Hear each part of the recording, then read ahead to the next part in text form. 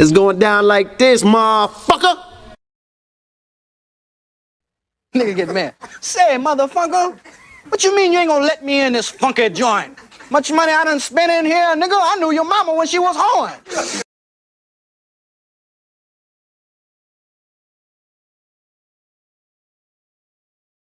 For what he has, he says that the only way that we can solve our problem is to unite.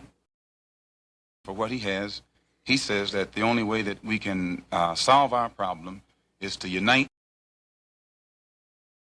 For what he has, he says that the only way that we can solve our problem is to unite together among ourselves, among our own kind, clean ourselves up, rid ourselves of the evils that we've become addicted to here in this society, and try and...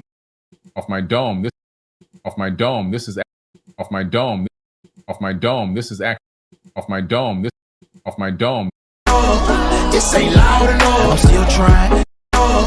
This ain't loud enough, I'm still trying. I just left a light in this bitch. I'm finna hit. Fuck up, move the fuck back. Fuck up, move the fuck up, move the fuck back.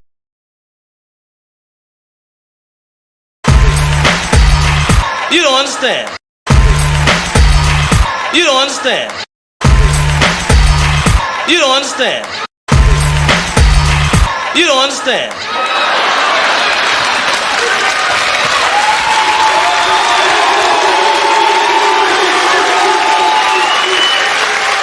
I ain't scared of you motherfuckers. Cool enough, just being cool, like I am, chilling. Your feet. He looked down, seen her feet. The nigga went berserk, killed the monkey, threw the bat out the window, start kicking that bitch in the air. Group of you together, you never can tell who's who. Group of you together, you never can tell who's who. I've seen a lot of black guys, Nipsey, but you're overdoing it. Yes, he destroy black boys. If you destroy him as a boy, he'll never become a man.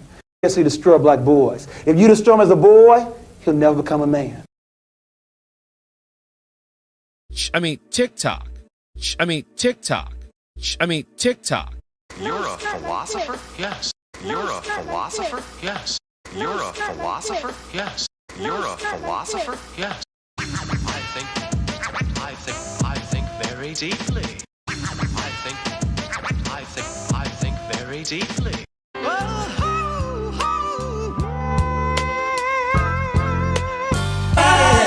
Dance with me. Oh, yeah.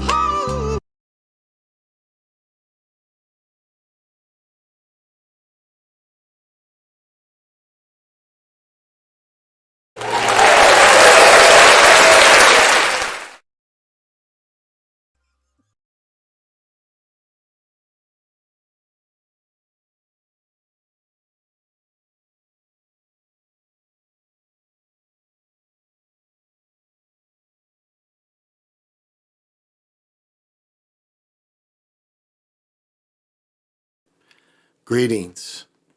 This is Big Pontiac, and welcome to the Chocolate Mountain Show. I am the holder of the infinite sacred ball game that was created by the Hero Twins, and I am that one and only Galactic Daddy-O, welcoming each and every one of you to my galactic patio that reaches from Minnesota to the universe. All right. I cut my sounds a little short because I know I'm a little late, but you know, nigga got to do what he got to do. You know, y'all living with a woman and the woman says she's feeling a certain kind of way. Well, it's time to get busy. So that's why I'm a little late. And I'm going to apologize for any of y'all asked me. I did not see Wemby play. I saw he scored 27 points. But from the highlights I watched, they weren't as physical with him. They wasn't double teaming him. And so think about a script. And your most Your most valuable asset to the script so far, your new shiny thing looked horrible. So you know what you do the next time? You make sure he doesn't look horrible. It had nothing to do. They did a completely from again. I watched just the highlights, about the last 2 minutes. Again, he couldn't win the game, could he? 27 points. He still couldn't be the determining factor in the game. I was watching the football game. I replanted one of my plants. So, I caught about the last minute, but they lost. I saw that they lost. So he's not, it's funny. They were so desperate because they knew they couldn't compare him to Kareem. That was blown out the water. They couldn't compare him. What was it, Kareem? I guess it was just Kareem. But Jerry West says, because remember, Bill Russell was not a great offensive player by any means. He was not he couldn't shoot. When he went in the league, if you watch this documentary, you see he couldn't shoot. He could play defense and rebound. They had shooters around him. So Jerry West says, oh, that's way too loud. Jerry West says, well, he reminds me of Bill Russell. Don't expect him to score. But again, they told him, don't double team him. Because it looks like they wanted to see without scripting these summer league games. And so this last game is obviously they scripted for him. But again, I watched the football game. The one brother scored 6 touchdowns for BC, British Columbia. So I was watching that game. The wind blew one of my flowers out, so I had to replant it, put it in a new home because it broke the plant holder. And I was like, oh, because it's windy up here. So forgive me, I did not see it. Not really. But the little I saw, they wasn't double teaming him. They wasn't near as physical with him. They tried to isolate him in a few different sets, I noticed too. They tried to, they changed the sets a little bit for him. So I found that. So don't get on me because I didn't see it. I'm sorry, I didn't see it. But my homeboy Chris was playing. Chris Murray. Chris Murray was playing for Portland too tonight. He played. So, but the ball games was so trash. They was interviewing people. It was funny how they was interviewing people. They interviewed the little dude with the braided hair. The game was so trash. They were just talking to the dudes in the stands. So the game was so trash. So too much truth. What is happening? Thank you for joining. And to be here this late night, you got to have vision. El Dragon, Amaru Khan, thank you for joining. And to be here tonight, you definitely got to have vision. My main man in Ohio, PJ Allen. And as always, I know you always control My bitches. You saying you can't control your bitches? What? And you definitely got to have vision. Liquid Fire.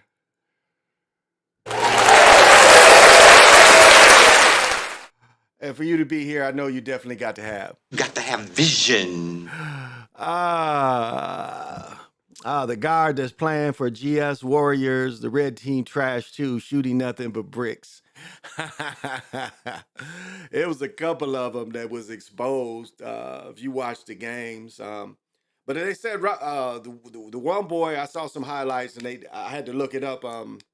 What's his name? Wilder that's playing with the Pistons looks pretty decent tonight. I caught some of his highlights because they had mentioned him that he looked good because Golden State for some reason they punished that guy. For some reason they punished him. And they did, sending him up and down. They seemed like he was all getting the Kawhi Brown treatment. That's really what it looked like, more than him giving a real opportunity. And remember, he played on some sucky teams. And so he looked pretty good tonight. I forgot to mention this last night if I didn't mention it. If y'all didn't see the fight, Enos. No, the first fight was Taylor. Did y'all see Taylor's fight? Taylor fights like old Philly fight. It was on, forgot to mention this last night. It was on Showtime. I don't think I mentioned it. Taylor smothered him. I think he was he middleweight? But Taylor, he fights old fashioned. I mean, he smothers dudes. And then he sets up nice shots. And he fought 10 solid rounds against a Cuban dude. And he beat that dude beat him pretty soundly. Knocked the dude down. Dude was kind of off balance. He hit him with a hook. But the great fight was this Enos dude. Enos was a great fight last night. Enos beat a dude who was called, because Enos is undefeated. So right now, it looks like Enos is going to get the winner of Crawford and Spence is going to be Enos. This Enos looked good last night, so I forgot to mention that. So, thank you for the kind words. Yeah, I think everybody's been smooth. And again, forgive me for those of you that, on the East Coast. I know it's later than a mug. It's almost 2 o'clock in the East Coast, and Central Time is 1 o'clock. And, I let you guys down. I didn't get my lazy ass up and play pickleball. Again, I didn't, I stayed on here till about 3 something. I don't think I went to bed till about 4, so I couldn't get up at 8. But I'm definitely going to get up this morning because my chiropractor appointment is 1:45. So I figure if I hit the pickleball courts around 9:30, 10, I'll play pickleball easily until noon, and then I might just have to go chill at my son's house for an hour or so. So that's the plan for tomorrow. But my nephew, the highlight of the day, my nephew graduated. We had his party. My great nephew swam for 3 hours. My daughter swam. They was the only two swimming. All the teenagers was kind of waiting to the after party because they had after party too. So a lot of the teenagers was and the adults was gonna be swimming, and partying there safely. Last year I got Vision, about to go 70s movie binge. Been meaning to do that. Oh shoot. I've watched so many of the I watched Willie Dynamite years and years ago. But I'm not drinking. I'm still drinking water, and we'll do the hookah. So I'm drinking water. Gonna stop drinking beer for a minute. And not forever. You see me drinking a beer, I don't want you ever, but sometimes you have to kind of change the way you move. And right now I'm moving without beer and I'm drinking water, copper, sugite, clean water. And so that was kind of my day. We spent the day over there and it was my mother-in-law's birthday. So we celebrated with her. On a bummer tip, my great aunt, this is like my great aunt died. And this is my father's father's, his sister-in-law. And so she was the last of that line. I think she was 102 years old. She was married to my great uncle, who I'll admit, of all my great uncles, I don't remember that dude. I don't remember him. I know all his children. I knew my great aunt. I don't remember meeting him. The one vision of him couldn't have been him because all my grandfather's brothers look alike. I mean, all of them. He's got cousins that's almost identical. Our family line on my dad's side, you can tell everybody. I got a cousin in Milwaukee, and she looks just like my aunts. I mean, I hear her talk, I hear my aunts, it sounds like the same person. So, love to send to her, and we'll blow a little smoke to her. She was 102 years old. So smoke them if you want them.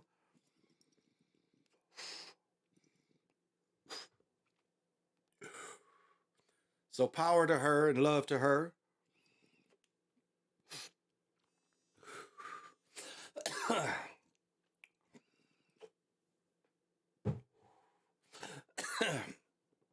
And I think she had 9 or 10 children herself.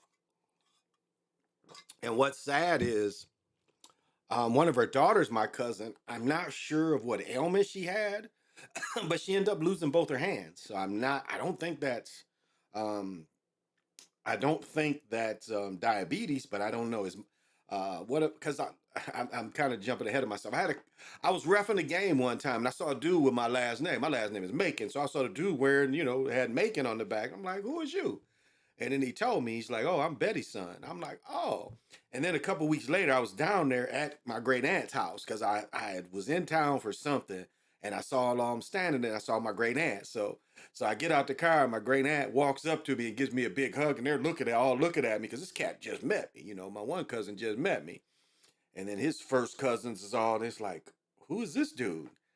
And it's like, well, and I'd met a couple of them. They was just younger, but it's like I didn't even like. They was like, "This is Adam's brother," And it's like I didn't even know they had other older brother. But that's how much younger some of them are me. So just wanted to thinking about her. My aunt Fanny Macon was her name, and I think she was 102 years old. So rest well. You raised some beautiful people out of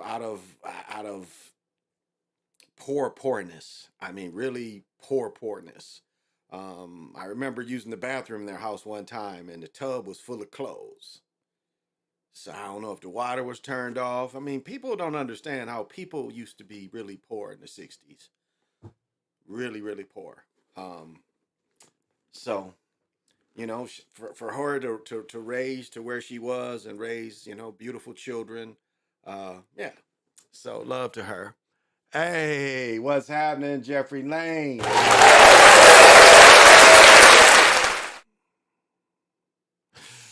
Oh, and to be here, I know you definitely got to have. Got to have vision. Monkey Hustle. Yeah, I've watched Monkey Hustle. Isn't that with James Earl Jones and the young boy? Yeah, I watched Monkey Hustle. Yeah, I think I watched Monkey Hustle too. What was another TV movie? What was it called? If you have a dance, you gotta pay the band. And it was like a little girl was about to be turned out, and not a little girl, but a teenage girl was about to be turned out. Some scheme and stuff. But that was like if you have a dance, you gotta pay the band. So the movie Sound of Freedom makes me want to hurt people. Okay. I haven't watched it yet. I watched Outlaws. That was funny as hell. The scene in Outlaws where they are running over tombstones. That shit is hilarious.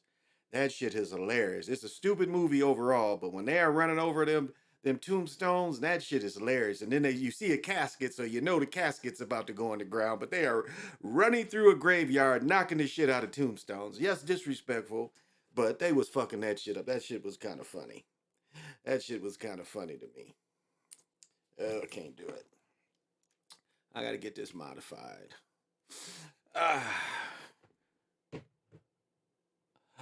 Yeah, I do have a topic. White man's burden. Okay, now I'm not hip to that. I'm not hip to that one. I think my favorite one is the Mac. I love the Mac because Richard Pryor takes over. Lady Sing the Blues, Richard Pryor takes over. Shaft is a really great movie for smoothness. Like Shaft is really was our James Bond if you kind of looked at it without the gadgets and out the bread. He was kind of the common sense James Bond, but Shaft was unique in that way. He was kind of unique. Superfly, if you really looked at the premise of Superfly, Superfly wanted to, do one last hustle and go legit, which we see the same theme again in Sugar Hill. We see the same, but that was the premise of Superfly was, to go legit. So, Dolomite movies were hilarious. The Dolomite movies were definitely hilarious where they'd show him like he got caught fucking this dude's woman and he jumps out the window and then they do a replay again where, they have him jump back in the window and then jump out the window again. So that shit was kind of hilarious. So I'm trying to, let's do it again. Let's do it again. Saturday Night Live or whatever it was called. Those two was kind of cool. That's where the Biggie Smalls comes from. It came from Uptown Saturday Night. Excuse me. Trying to think of other movies that was Truck Turner. Truck Turner is good because it highlights what is her name? Huru from Star Trek. It really highlights her and her acting ability. She goes gangster and she's sexy as shit in the movie.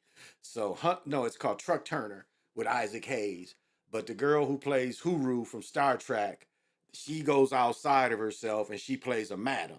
And I mean, she's beautiful. She's really beautiful in this movie and sexy in the whole movie. But so, no, read it again. White man's burden. It makes me want to hunt pedophiles, not people because they are just like have rabies. Well, yeah, I don't disagree with what you're saying. But as you see, there's a lot of power behind that movement. And as much as we don't like it or not, and see that this is the problem. This is the problem with the rainbow community. The rainbow community, that's how they're bringing it in through the rainbow community. And like it or not, this is going to be part of it. And so it's going to be normalized. And it's like people care less about that. Human trafficking of children, they care less about that than the guns. Like they put a more emphasis on taking away the guns than that. You know, they again, Jeffrey Epstein at first, it was like nothing. He did what he did at first, nothing done to him. And again, as I mentioned last night, Jeffrey Epstein's, what his role was to hook up lames that was rich. Bill Gates, the dude who owns Victoria's Secret and Gap and all that shit, that dude hooked them up with women. That was what got Epstein rich. And then young girls as well. Dudes who normally didn't have what it takes to get girls often. And I mean, if Epstein wasn't the type of pimp, what was it? He's, but again, you have groomers out there. And that's not talked about as much anyway, because you have groomers that set people up. They groom children to turn the children over to people. And that's just as dangerous as the people actually perform it, because they're still part of it. So it's, as much as they want to normalize it, again, where's America's priority? It's funny how everybody now wants to go to Thailand, but what is historically Thailand? Well, historically, what is Thailand? You even see the videos. You see the trans thing in there, but Thailand was so bad, you had to register to go over there. Anybody remember that? When you had to register to go to Thailand because so many pedophiles was going to Thailand? Does everybody remember that? So it's something, I mean, it's good. It's surprising when they make movies against that. That's very surprising. Because, wow, I think my daughter's been here eating these. Again, they want to normalize it. And it's good they make movies like this and get people in uproar, because it goes on a lot more than what we think. So the more we can stand in power against it, the better it is for everybody. So, but I have a main topic tonight. Now, what did I... Oh, my phone's not in here. Well, I'm gonna have to go get my phone. It must be in the bathroom. But I got a couple things that is going on. You know how I like to do. There are some things that's going on. Yeah, here we go. And I want to share it. It's some messed up stuff that's going on. So several channels show it. Here we go.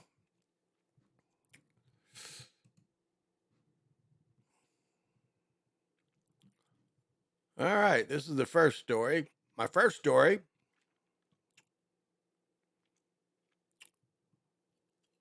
Oh, there's more. Let's see. They might did it more coverage. Let's see. Of this story. Everybody's leading off with it. Okay. Yeah, this happened, and this is not very far. Tonight, a woman is dead. This is not very far from me. Yeah, there's a couple angles from this I'll show you. But this has not happened very far, and then it's like another senseless kind of thing if you look at it. So I'm gonna let them tell it. She looks good tonight. Everything is stiff. Okay, I like that. That's stiff. She's stiff tonight. Okay. Here we go. And her husband in critical condition after police say a car that was speeding away from officers hit their minivan. It happened last night around 8 in Robbinsdale. Charmaine Nero spoke with neighbors who saw what happened and has the latest from police. Cell phone video shows officers taking the driver of a Tesla. All right, this is a Tesla. Let's see if we get it clear. Custody. And it was really bad. Landon Casserly was inside his home when he heard the sound of the crash. We came out after this loud bang. The scene now littered with debris and broken glass. We thought it was a car that wrapped around the pole. It was a Tesla. You couldn't even tell it was a Tesla. That's how bad it was.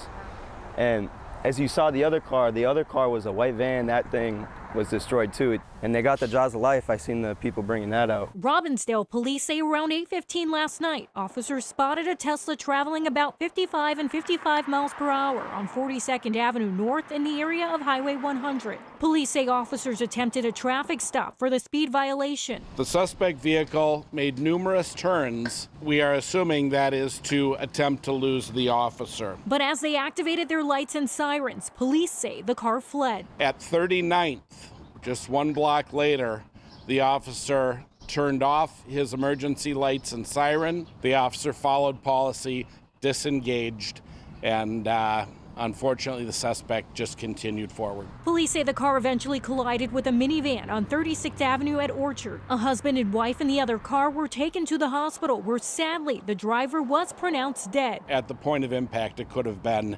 100 miles an hour. You look at this and you look at the tragedy that this truly is. And is this over a speeding ticket? I mean, it's mind-boggling. In Robbinsdale, Charmaine Nero, KARE 11 News. Police say the driver of the Tesla was a 20-year-old Minneapolis man wearing a face mask, and he has been placed under arrest on probable cause of criminal vehicular operation with. Now, did you hear where they covered their ass? I don't know if you caught where they covered their ass. They said he stopped pursuing. Now, the young man a couple weeks ago that killed the 5 Somalian women, the Minneapolis was straight up chasing them. Here, they was chasing dude again, 100 miles an hour. It takes a Tesla 4 or 5 seconds to hit 100. So, again, to give you some context of this story, Minneapolis doesn't really have a west side. The west side is Robbinsdale. Technically, it's part. The way it really goes is like it's the north side. Then you start going west, it's Robbinsdale. So we don't really have. But in Minneapolis proper, they're not supposed to chase. Really, chasing that dude, they're not supposed to chase. They're not supposed to stop people. Really, they're not supposed to stop people for taillights. They're not supposed to stop people for expired plates. They're really not supposed to stop people. So what I've noticed is I see a lot more people running red lights.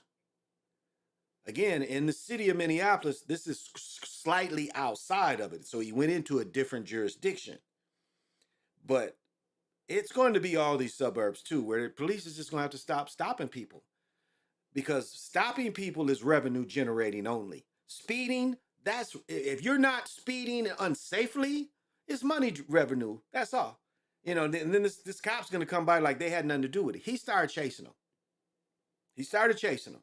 Because, again, they want that money. And what happened in Robbinsdale, this is what also happened in Robbinsdale. Robbinsdale, again, the north side goes into Robbinsdale. It's called Broadway Street. It runs east and west. And so the hospital technically is like the border. You go past the hospital, you go into Robbinsdale.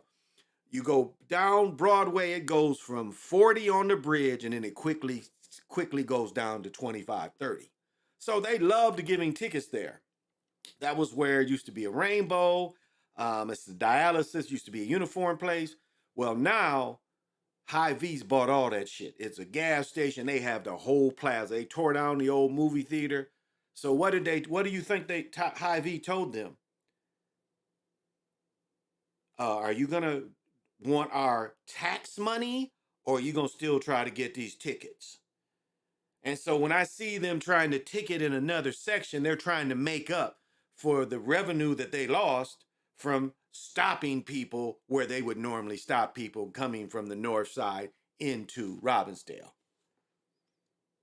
So it's money generating. It's a money generating thing. And so really, cops shouldn't be stopping people at all. That's what I'm for. I want to hear, well, it's not much more. It's just more of the same.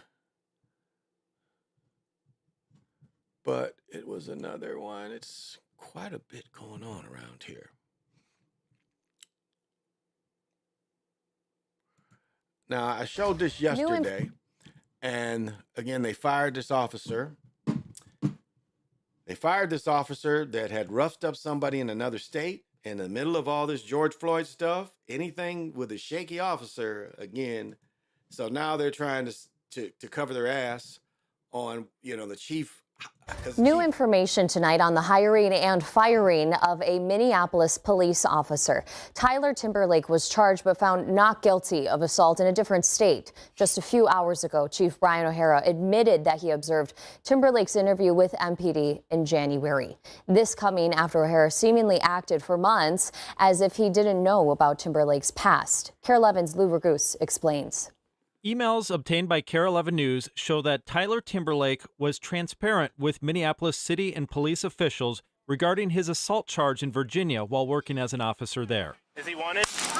A jury cleared Timberlake, finding him not guilty at trial in March 2022, freeing up Timberlake to return to work there and apply for other policing jobs as he did in Minneapolis in January. In April, when MPD Chief Brian O'Hara was asked about hiring Timberlake by the Minnesota Reformer, O'Hara issued a statement saying, "I'm extremely concerned about what I have just learned pertaining to the hiring of this individual."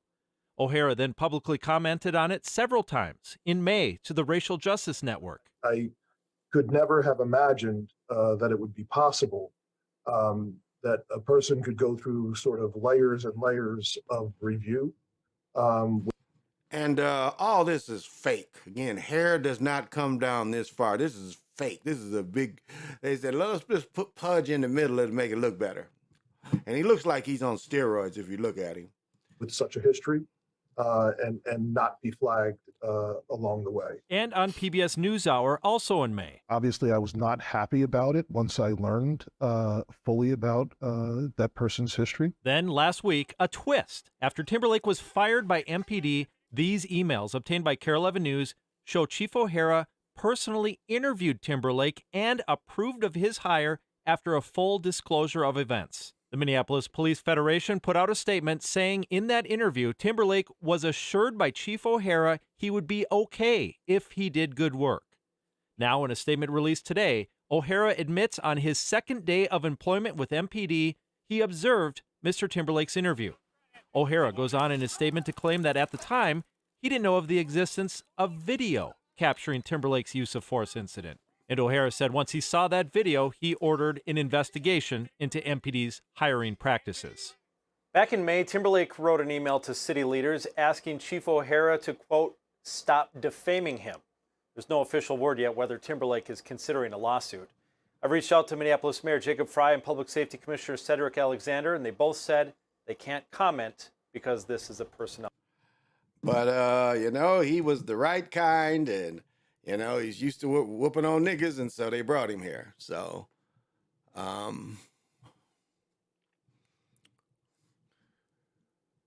you guys know it's just like it never stops. It never stops. I think we talked about that last night. It was one more local thing I found. Must not be, let's see, it was with maybe, was it them? Probably not. Let's see. Oh yeah, here's another one. I mean, it's just, yeah. It's all the time. These kind of stories. I mean, I guess it's summer and more people are out, but like, it's like, what is it that this happens so much? Will be held next Saturday for a Hopkins high schooler killed in a crash with her grandfather in Iowa last week. 16-year-old Kiara Duffy and 74-year-old Stephen York died in a head-on collision last Sunday. Services will take place at Hopkins High School at 11 a.m. with a private burial to follow. An obituary for York notes that Duffy was his granddaughter. His wife Mary survived the crash but had to be flown to the hospital. The Yorks are from Waconia. The crash happened on Highway 18E near Floyd, Iowa. Investigators say a Jeep heading in the opposite direction drifted into the lane York was driving in. As both drivers took efforts to avoid a crash, they collided. Damn. That is a New details now on a terrifying and deadly. Wow. When is this? Let me see. How many? 5 hours ago? I didn't know about this. Let's check this shit out. All right. Everybody probably knows about this one.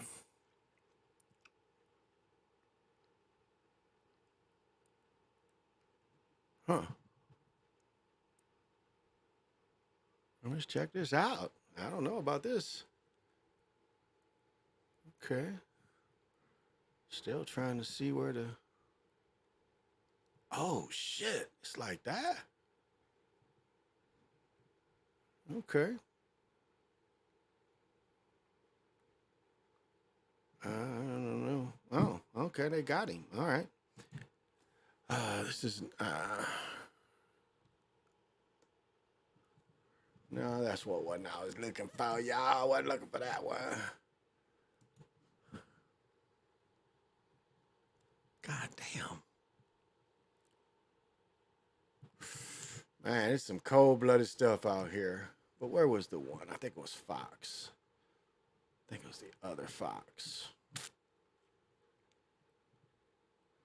And not this Fox. Where's the other Fox?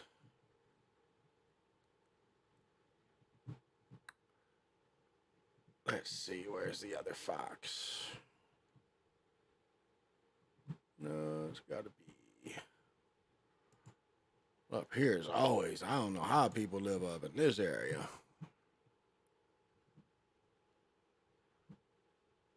You know, it's like some parts of the country, if people ain't trying to kill you, you know, the weather's trying to kill you.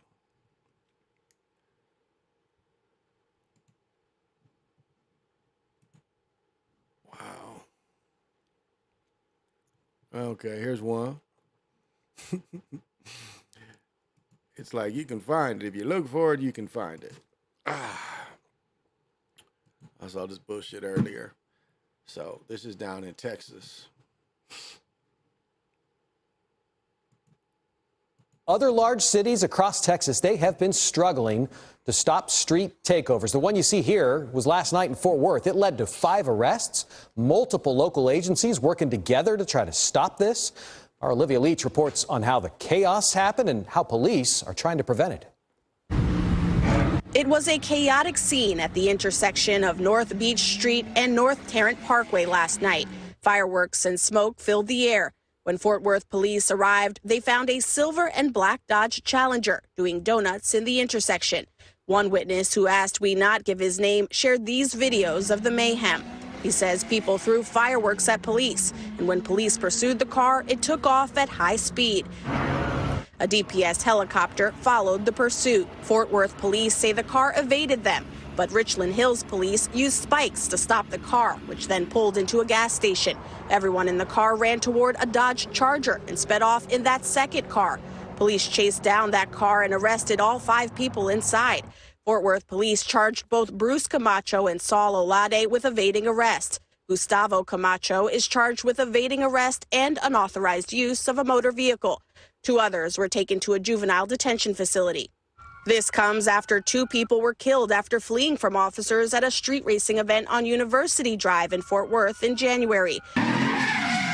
In February, an out-of-control street takeover in Austin went viral after dozens of cars were damaged and 1 police officer was injured. Every single mayor I talk to in Texas right now is dealing with this. In May, Fort Worth police told us they've been using cameras, license plate readers, and lane markers on the road to crack down on street takeovers. An ordinance that allows them to charge people watching these events is also beneficial. Whenever you put them in jail, they don't want to come here. It's an inconvenience. It costs them money. And so the word gets out really, really quickly. Police say both vehicles involved in the chase were stolen and had fake license plates.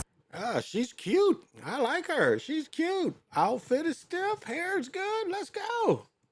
They say the group that organized this street takeover was the same group that organized that chaotic street takeover in Austin just a few months ago. In Fort Worth, Olivia Leach, CBS. Yeah. It is just crazy insane. What did he say? Crazy insane.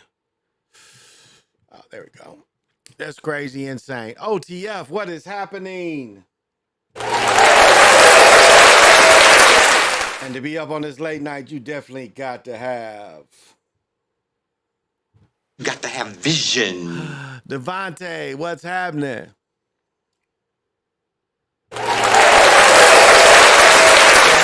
And what What'd you say, Larry Bird? Oh, 2K Larry Bird is the best. And that takes... Got to have vision. But they tried to say we're the criminals. Absolutely. The Sound of Freedoms came out 5 years ago. It's just being released. Oh, okay. I did not know that either.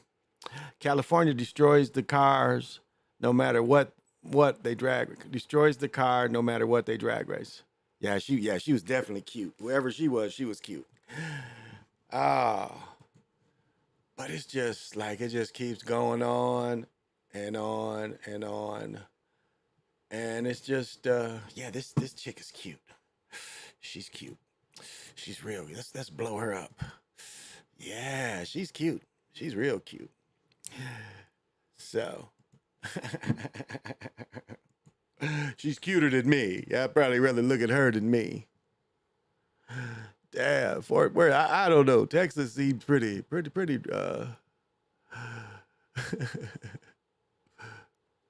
What? Oh, it's always something. It's always something. It is always something, y'all. What's the other fox I was looking at, though? I was trying to find something about Ty Jones because he's running the Pro-Am. But I haven't been able to find what I was looking for.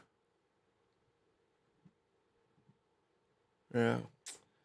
Yes, the other. Oh, this might be what I was looking for right here. Let's see. No. No, that's not it. That is definitely not it.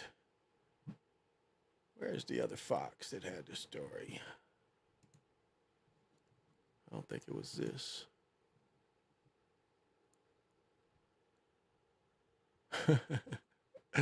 Oh, man, some of this shit is just like funny beyond funny. Wow. I do have a subject tonight, though.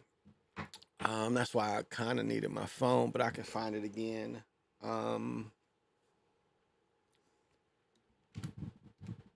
Meaning of gangs.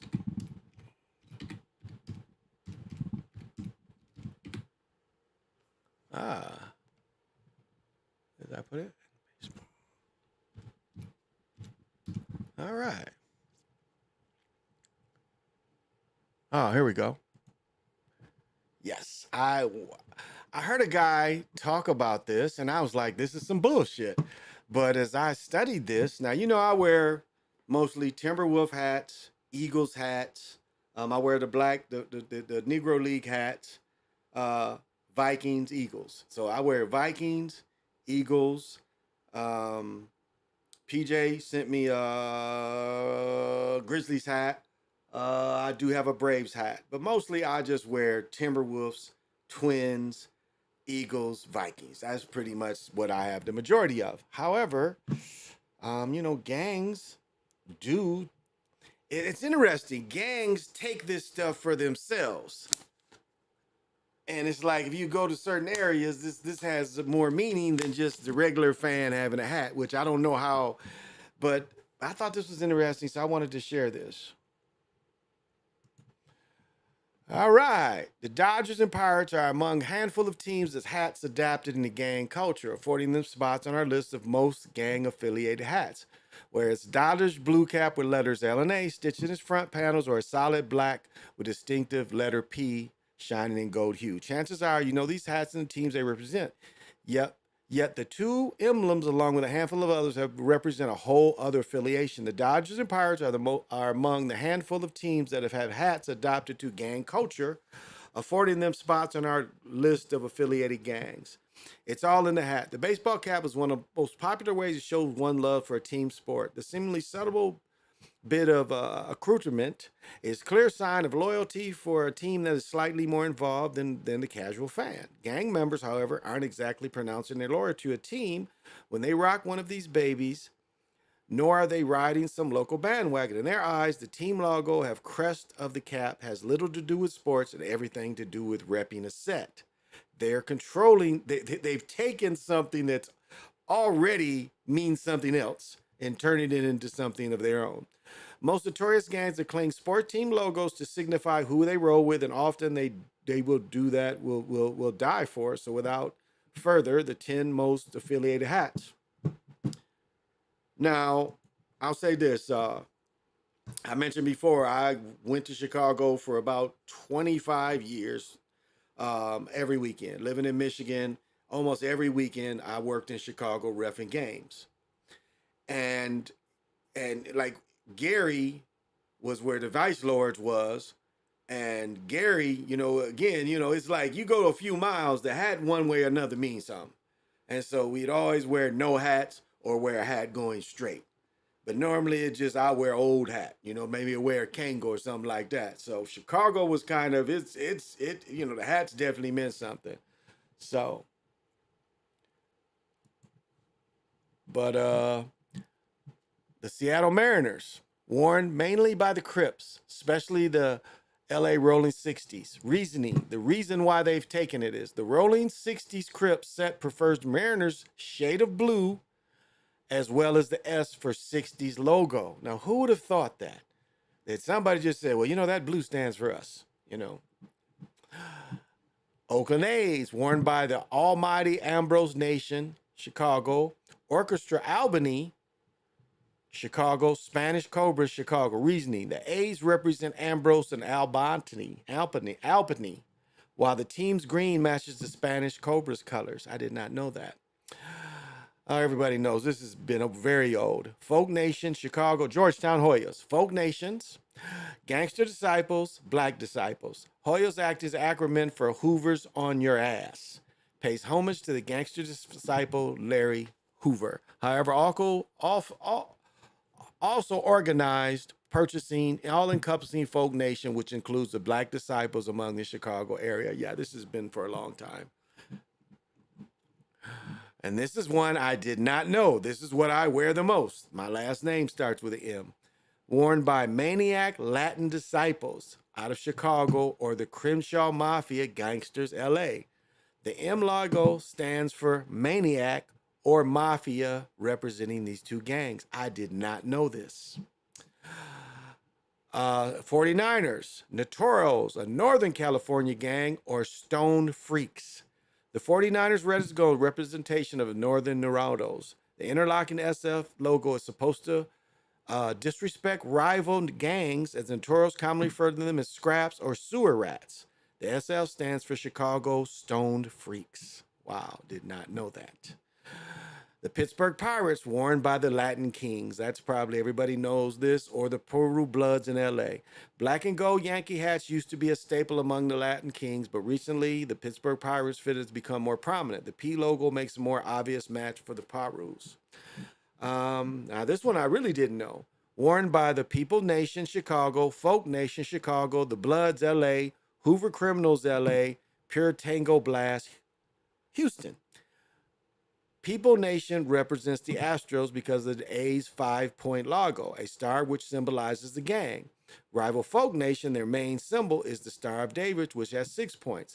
It also takes the Astros logo because the star is broken, which is a dig at the People's Nation. Thankfully for these gangs, New Era makes different colorways of the hat. Folk Nation takes the blue-hued iterations, ensuing any confusion on who's who. The Hoover Criminals have adopted the retro version of the hat, which features distinctive and Hoover-worthy H in the old Western typeface. Pure Tango Blast naturally takes the hat because of the hometown Houston affiliation. The modern Scholar color Astro hat plays into the Bloods colors. Chicago Bull, worn by the Bloods nationwide. Peace Stone Nations, Peace Stones, Black Peace Stone Nation, Chicago Vice Lords, People's Nation Chicago, and the Mickey Cobras Chicago. Peace Stone Nation and the Bloods got creative with their acronym here, with Bulls standing for Boy, You Look Like a Stone. Bloods usually live life strong, smart.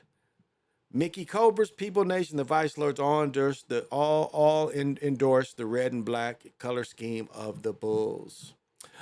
The Bloods, specifically LA Cedar Block, Peru. Reason is, despite popular thinking, the Bloods' usage of the red hat isn't that widespread. Popularized by Lil Wayne and his blood sympathies, he raps, "I am grown ass blood, stop playing with me, it's good." And also The Game, who's from LA. The hat has became universal identifier of the Bloods, but that wasn't necessarily the case in practice. In reality, the Reds hat and the C is limited to the LA Cedar Block set of Pyrus. Okay. We have the Dodgers, worn by the Crips of LA, which, okay, Serranos, Southern California, Latin aspects nationwide, and gangster disciples. The Crips and Serrano, all about the Dodger blue. The interlocking LA makes the hat the perfect choice for Latin aspects. The Dodger embezzled version of the hat makes a gangster disciple selection. I did not know this. I did not know it was this serious. Again, if you're not fucking with that kind of thing, and like an old guy like me, ain't nobody thinking an old guy like me is doing any of this thing.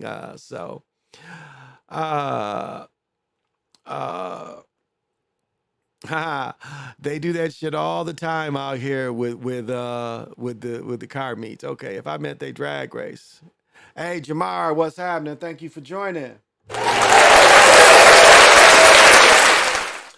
And I know for you to be up late at night, you got to have vision. So that was something I did not know.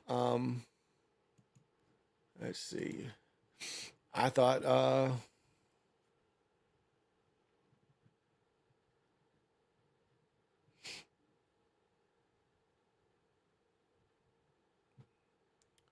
let me see.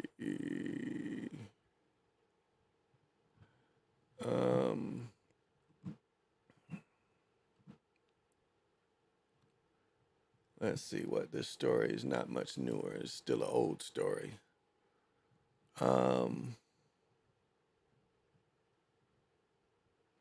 Wow. Okay. Now this is from 2011, but so in 2011, Cincinnati Reds dubbed this Complex magazine, credited the 3,000 strong roster of the LA-based Bloods, but the Deep crew is fond of all the Scarlet gear. Okay. Again, from the Southwest to the South Side Chicago, the Maniac Latin disciples hoard mini gear, but now that the Twins also sport a TC logo, has donned the Miami and Michigan. Okay, so they switched on to the Pirates, draws the fewest fans in the majors, but there are plenty of bucks believing the street. In LA alone, the Peru Bloods. Wow. The meaning of the Chicago Simon City Royals has been declining steadily since the gang's formation 60s and its criminal activities, blah, blah, blah. So they went with the Royals. Georgetown Hoyas, which is, again, Chicagoland gangsters. Okay. Breaking from the Dodgers gear, rocked by their Crip forefathers, LA Rolling Crips draw from the S of the Sox. Yankees, Harlem Cats associated with the LA Latin Kings, who adopted a version of the gang's signature black. And then the Dodgers. So, and this is crazy with the hats. I mean, this is just like crazy insane. You would never think it. And this is all old stuff.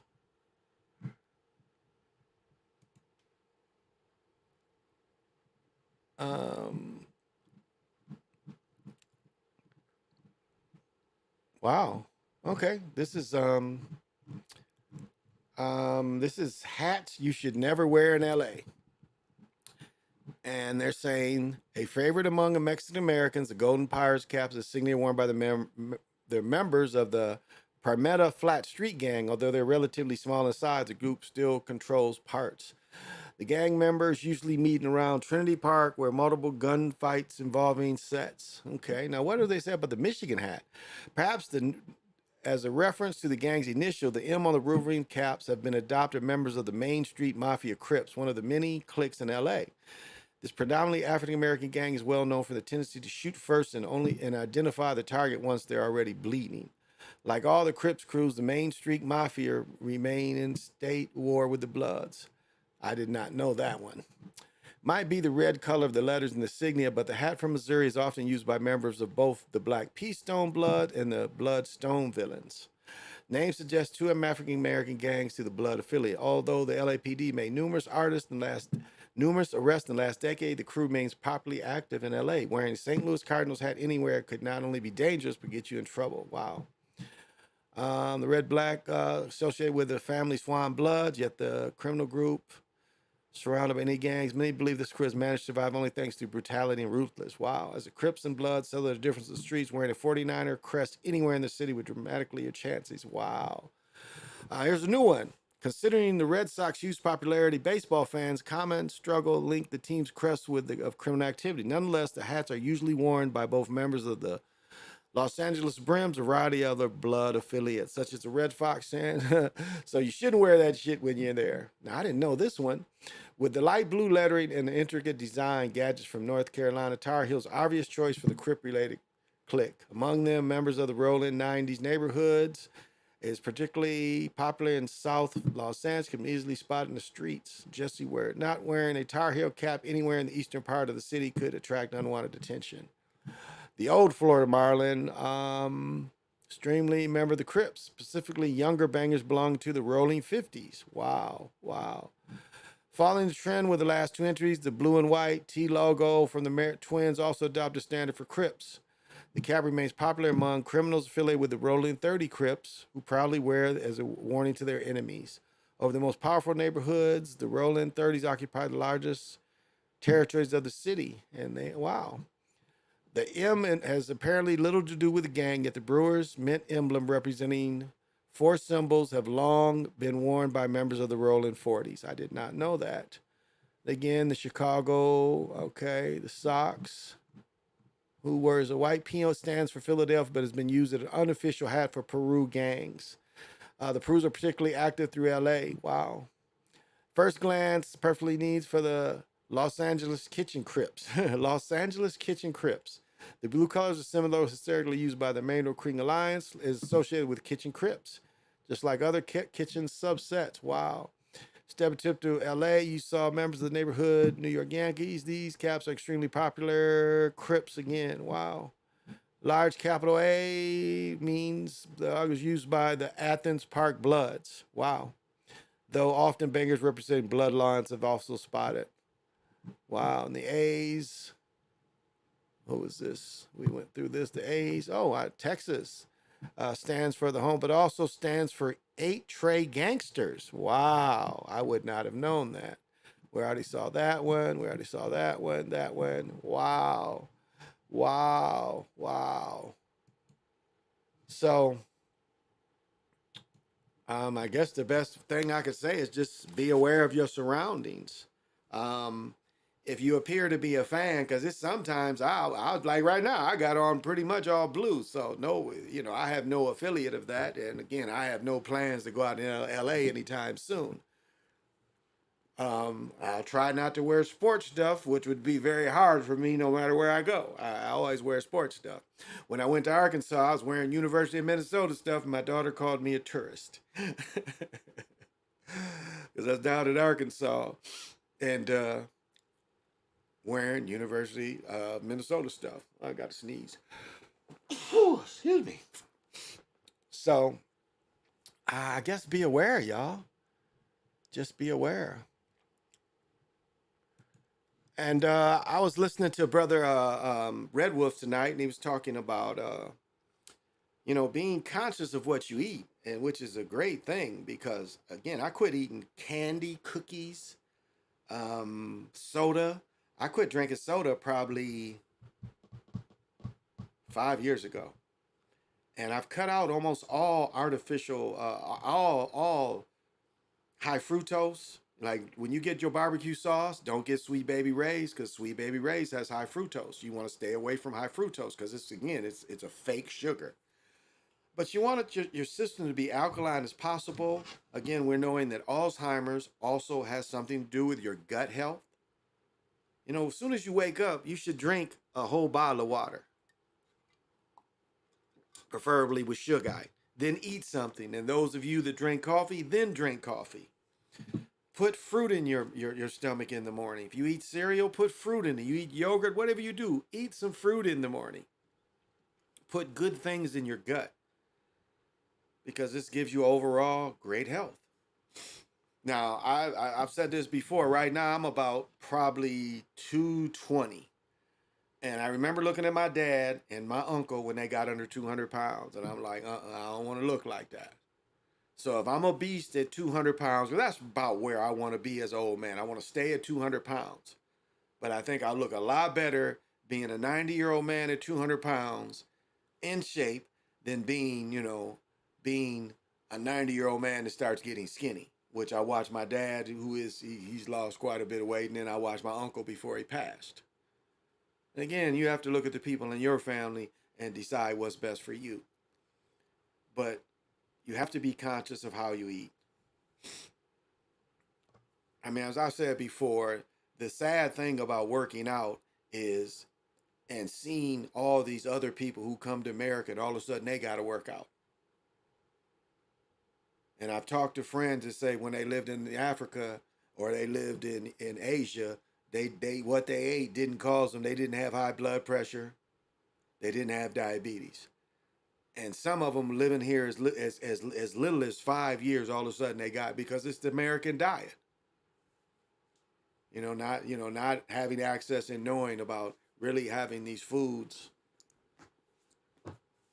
that really will help you instead of hinder you. And so you can't, you have to be mature about this. So that's why I talk about it. An activity. One thing I like about this little watch is it shows, sometimes when I play pickleball, I can get my heart up to 199 beats. That's what you want. You want to work your heart. I took off the last 3 days, which helps my elbow. I've still been active. I could have swam today, didn't really feel like it. But I'm definitely getting up and playing pickleball no matter what time I'm going to bed. I'm going to play pickleball in the morning. I don't care.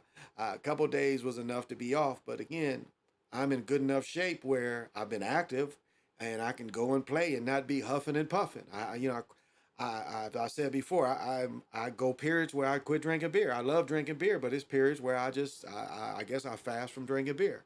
I've never been a liquor drinker. I've never drank liquor.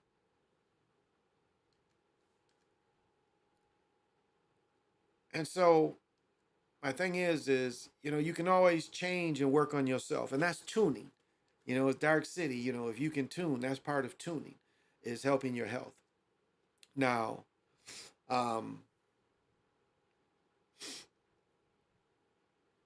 the other part is, don't write stories about your health either. Don't be a worrywart about your health. I guess if someone could say that it really doesn't matter, in some ways it doesn't. But if we look at, and it's not a fear of death, but if we look at unnecessary and suffering death, eating unhealthy sometimes can give you, high blood pressure is no fun to live with. The worst thing about high blood pressure and taking the high blood pressure medicine, it fucks with you. It fucks with your stuff. You got to eat a lot of potassium, or take the little blue pills. And some people, when you take that high blood pressure medicine, it don't even help with that. And so it does matter because you can end up, if you're healthy, you can end up not having to take a lot of these medicines. So despite, you can say whatever this reality is, but the reality is if you want to feel good most of the time, and you have diabetes or you have high blood pressure, you're going to have to take shots and dialysis, which comes from diabetes. I mean, again, you can live, but 3 days out the week, you got to spend 3 hours cleaning your kidneys out. You've got to sit at a chair, and for 3 hours, you got to sit there for 3 days a week. Now, think of the people that have to breathe, the cigarette smokers that have to take oxygen with you everywhere. And then you get that line from having to wear that band around here. You get that permanent line right there. And that's, if there's any, again, the thing that fools us here is, if I smoke this cigarette today, it ain't gonna kill me. If I smoke this pack this week, it ain't gonna kill me. If I smoke this carton these next 2 weeks, they're not gonna kill me. But eventually it's gonna catch up with you. So that's something to think of. Something that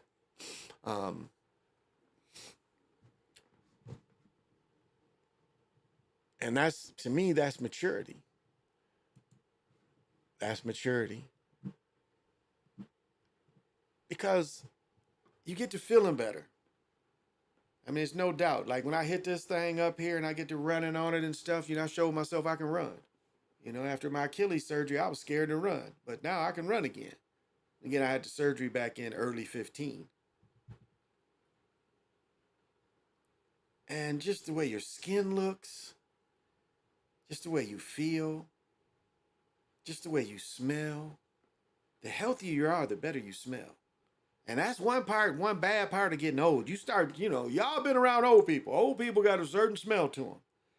And if you don't take care of yourself, that old smell will be all over you. Now, again, it all goes into, you got to clean your clothes and all that too. And which goes into having healthy habits. It's just healthy habits. That's all.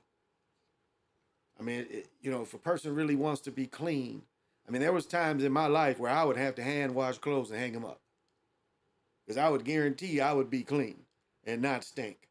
Because there's nothing worse than, being around a stinky person. And there's nothing worse than people going to work and smelling at work.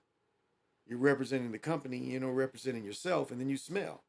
So it makes it seem like you don't even care about yourself.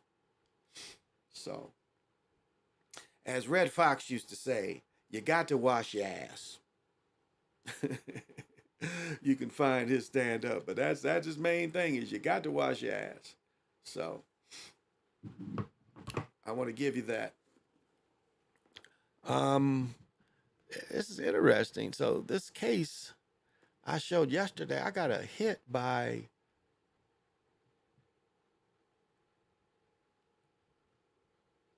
I want to show this. And some breaking news that we are following from yesterday continuing into. Yeah, this is like, it's just okay. Yeah, this is the first part of the story. And it's just, wow. It just makes you, we saw this yesterday, but Dead after a plane crash in California. Let's get into a little bit of that scene video there. An investigation is underway in Riverside County after a plane carrying 6 people crashed near the French Valley Airport on Saturday. And unfortunately, and very tragically, there were no survivors. Authorities responded to the area near Alden Briggs Roads around 4:16 a.m. on a report of a Cessna business jet actually down in a field. The plane crashed in Murrieta, that's located between Los Angeles and San Diego. The plane, which had departed from Harry Reid International Airport in Las Vegas, was fully engulfed in flames and actually burned around an acre of brush in the area. All 6 people on board, as I mentioned, did die at the scene. We did get an update from officials there on the ground involved in that investigation. Let's get the latest updates. Yeah, so my name's Elliot Simpson. I'm an aviation accident investigator from the NTSB. It's ELIOTTSIMPSON. Albert Nixon is going to be the investigator in charge. He's on scene now. I'm just going to be your primary point of contact for the rest of the day. Let's see. So this is Anybody got any footage of the damn plane? All right, no footage of the plane. The plane crashed in Murrieta. That's located. Okay, let's see. It's surprising because, let's see.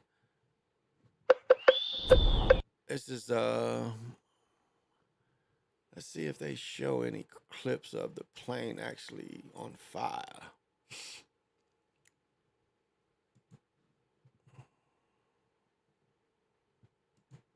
All right. Let's see if this shows anything different. We have just learned the names of the victims of that fiery plane crash that claimed the lives of 6 people in Riverside County. They have been identified as Abigail Tellez Vargas, Reese Lenders, Manuel Vargas Regaldo, Lindsay Gleish, Alma Razik, and Ibrahim Razik. Eyewitness News reporter Amy Powell has more on the investigation into the crash. A deadly disaster in Murrieta. Charred debris covering the field where a Cessna crashed. Wow, look at this is the fuselage. Wow. Looks like that's the engine over there, but this is the fuselage. This is where you sit, and this is just incinerated. Wow. What caused this? Looks like the engine's over there and it crashed. Yeah, wow. Look at the damage to that plane. Crashed and erupted in flames, igniting a brush fire. One aircraft down in the middle of the field, full-length Gulf. All 6 adults on board were killed. National Transportation Safety Board investigators have arrived at the scene, going over the wreckage and collecting evidence, working to determine what caused the crash. The pilot reported to air traffic control that he was going to perform a missed approach, which is generally happens when a pilot can't see the runway environment. It was very foggy this morning. It was almost like you're in a snowstorm where you can't see a couple feet ahead of you. So just getting to work was very challenging. Air traffic control gave the pilot, who investigators say was commercially certified, clearance to make a second approach for a landing. But then something went wrong. Airplane crashed about 500 feet short of runway 18, which was appeared to be the original intended landing runway. Debris field was about 200 feet long. Most of the airplane, with the exception of the tail, was consumed by fire. It's the second fatal plane crash in less than a week near French Valley Airport. 39-year-old Jared Newman of Temecula died when the Cessna he was flying crashed on the 4th of July. His 3 sons were with him. They survived the crash. Damn. French Valley Airport is closed while federal investigators continue their work. Wow. Oh, this brother's stiff. Look at him. Now, this is a tailored suit. Wow. Look at this brother. This brother is stiff. Look at that. See how it's supposed to cut you right here? See when they see the difference, how you can tell this was sewn for him here? You see how that ain't droopy? See how it fits him? You see that? This is a tailored suit. This is how when you're on TV, you're supposed to look. Your suit is supposed to look. You see how it's cut here? See, when they just widen it, it stays too baggy here at the arm. Like when you buy a suit off the rack and they just like try to put it here on you, it's still gonna be baggy here. No, you got to have them measure you here, so this fits like that. Then they put the arm on. Do you see how this works? See how this fits him in the chest? This is a tailored suit. Right on, bro. I don't know who your name is and don't really give a fuck, but you was stiff. So, that plane was probably $1 million plane that crashed. And $1 million planes don't crash that often. What is this? Damn. Like, what is wrong with America? Recordings just... Like, what is it? Like, every time you turn around, it's some sister that gets it. Why? Why did this sister get this? What is her name that won? She won American Idol for Fantasia. This is Fantasia. Come on, honey. Really? This is not stiff, honey. I mean, your wig and everything is cool, but like, who told you that this does not look good? This doesn't look good at all. But anyway, I'm gonna let her tell her story. Parking lot in Riverdale. Family members say Kamisha Johnson's car bumped a curb before coming to a stop, where it sat for 2 hours before someone discovered her body inside. They tell Fox 5's Deidre Dukes they won't rest until her killer is behind bars. It's been 1 week since Kamisha Johnson was found shot to death here off of State Route 85. Her body discovered in her car. She'd been shot to death. Now her family is desperate to know who killed her and why. My baby sat there for 2 hours waiting for someone to come and help her. Nobody came to help her. Kamisha Johnson's family dealt a double blow. Their loss compounded by the circumstances surrounding her death. I never in a million years would have felt something like this would have happened to my daughter. The 36-year-old worked as a bus driver for the Clayton County School District. But, okay, this isn't bad. This is how close to what she normally would look like. She normally looked without the big eyebrows, without all that. This is what she normally looked like. But what was we talking about last night? This is what they want you to think beauty is. For the Clayton County School District. They want you to think this is beauty. The weave look. She's got extensions. She ain't got a weave. What was this other picture? Here. The monster eyelashes. Again, she wears, it looks like extensions and weave. But this is what, they think beauty is at 36 years old. She was separated from her husband and lived with her parents in Riverdale. Her body was discovered in her car at this BP at around midnight Friday, just a few They're looking for the husband or the new boyfriend. You can bet that. miles from her home. Her parents say she'd been shot once, the bullet traveling through her shoulder, piercing her heart. She was such a beautiful person inside and out. Inside and out. She loved to laugh. She loved to dance. Is this a plastic chair? I know they probably set up for TV, but damn, this is the best you could do to line everybody up is bring your plastic outdoor chair in the house. Okay, I feel you. Just was a free spirit person, and I just want to know who did this. Johnson's parents say she often parked behind the BP or on Highway 85 and Thomas Road, taking time out of her day for prayer or quiet reflection. And she said, I just praise him. And I said, Kamisha, I said, baby, it's just so dangerous out here. She said, Mama, she said, I'm aware of my surroundings. I'm not afraid to die. These are photos they shared of their daughter's vehicle where her body was discovered. Her parents tell us surveillance video showed the car traveling through the parking lot at around 10 p.m., past the gas station pumps, before jumping a curb and coming to a stop. The vehicle sat there for about 2 hours before someone looked inside and discovered Johnson's body. Her family can't imagine why anyone would harm her, but suspect it was someone she knew. As Johnson's family searches for answers, anyone with information in this case is... Damn. Wow. But not uncommon, huh? Not uncommon. Not uncommon at all. Hey, Dredd, thank you for joining me.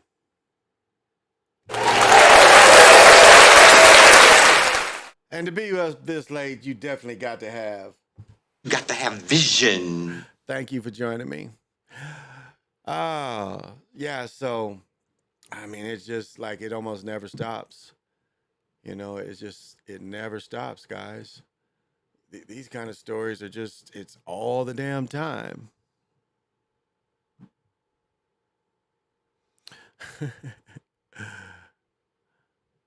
Let me see. What is this shit? I just want to say that my life. Dresses Atlanta racial at Buckhead restaurant. Okay, I didn't hear about this stupid shit, but you know, this sounds like some people is upset about some shit. Everything, you know, again, they want to make everything racial. But let's hear it. I'm interested. Let's see what she got to say. But in 2020, peace to millions of people across the nation and particular facility. Yeah, the audio's down with the management. Yeah, there's no audio with this. Huh, okay, they fucked up.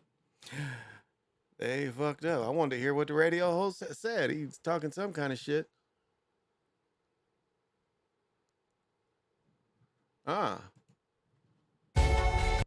This might be interesting. I hadn't heard about this one.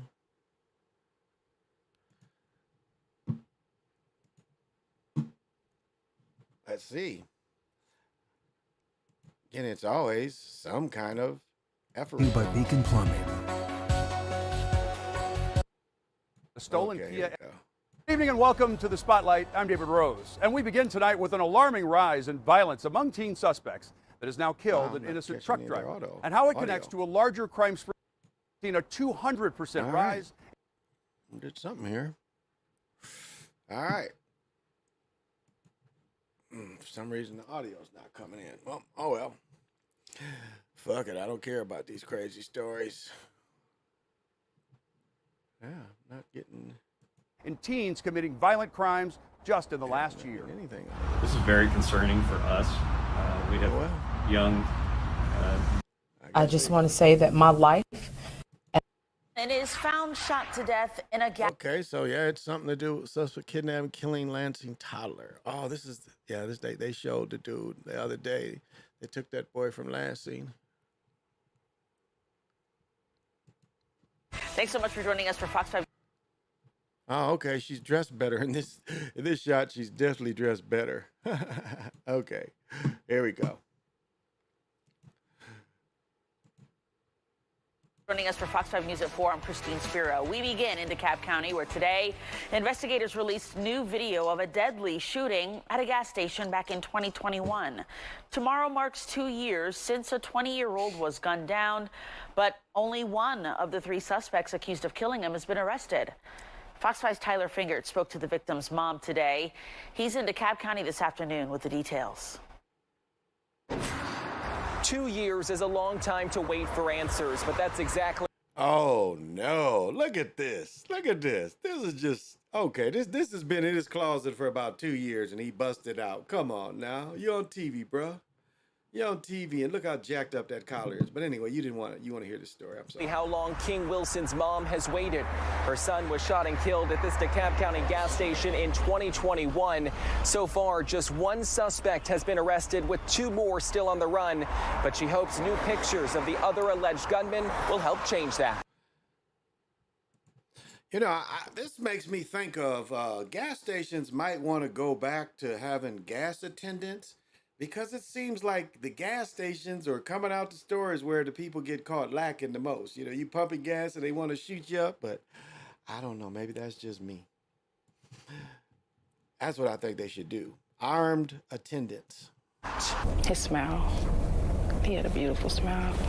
I can't never get that back. You can hear the pain of a mom who still can't comprehend why she had to lose her son at just 20 years old. My world stopped 2 years ago. The DeKalb County District Attorney's Office says King Wilson was shot and killed while getting gas at this Chevron on Rockbridge Road on July 8th, 2021. New video released Friday shows the moments leading up to the shooting. Detectives say Wilson was there for some time before being confronted by a man. That argument eventually led to gunfire involving 3 people. What they did was selfish. I want people to know it was reckless. In the 2 years since the shooting, police have arrested just 1 suspect, 26-year-old Joshua Simpson. Friday, the DeKalb County District Attorney's Office released new pictures of the other 2 suspects it wants to catch. We work hard to solve these cases that come in, and when we get to a point where we feel like we're stuck, Okay. Wow. Wow. Wow. Wow. All right. I mean, it's just like, man, America. It is. Well, new this morning, we have just learned. Man, America. It is like every night. Every night. So.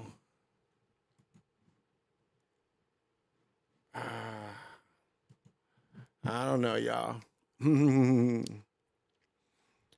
Well, thank you. I don't know. It's a lot of debauchery out there, and it's a lot of self-hate.